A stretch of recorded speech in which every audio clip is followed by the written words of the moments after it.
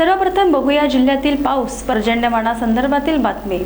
चंद्रपूर जिल्ह्यात पावसाने ब्रेक घेतलाय, मात्र धरण व सिंचन प्रकल्पाच्या पाणलोट क्षेत्रात दमदार पाऊस झाल्याने लघु व मध्यम सिंचन प्रकल्प तुडुंब भरले आहेत। गोसेखुर्द धरणाचा विसर्ग कमी केला असला तरी वैनगंगा नदी फुगलेली आहे। शहरालगतच्या इरई धरणाची सर्व 7 दारे अर्ध्या मीटरने उघडली आहेत। परिणामी इरई व वर्धा नदीच्या पाणी पातळीत वाढ झाली। जिल्ह्यातील काही अंतर्गत मार्ग बंद झाले आहेत। आजवर जिल्ह्यात वार्षिक पर्जन्य सरासरीच्या 75% एवढा पाऊस झालाय। आठवडाभरापासून सुरू असलेल्या संततधार पावसाने जिल्ह्यातील नदी नाले ओसंडून वाहत आहेत। गेल्या 24 तासात मूल, चिमूर, ब्रह्मपुरी, नागभेड व सावली तालुक्यात अतिवृष्टी झाली।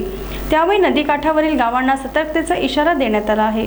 7 प्रकल्प ओव्हरफ्लो झाले असून आसोला, मेंढा, घोडाझरी, नलेश्वर, चारगाव, चंदई, लव्हाण, सराट, डोंगरगाव हे प्रकल्प तुडुंब आहेत, तर इरई धरण 73.43% भरले आहे। अमलनाला 66 तर पकडी गट्टुम धरण 75% भरले आहे। जिल्ह्यात वर्धा, वैनगंगा, उमा व अन्य नदी नाले दुथडी भरून वाहत आहेत। पोंभुर्णा, वेळवा, पोंभुर्णा, थेरगाव, पोंभुर्णा मूल हे मार्गही बंद झाले आहेत।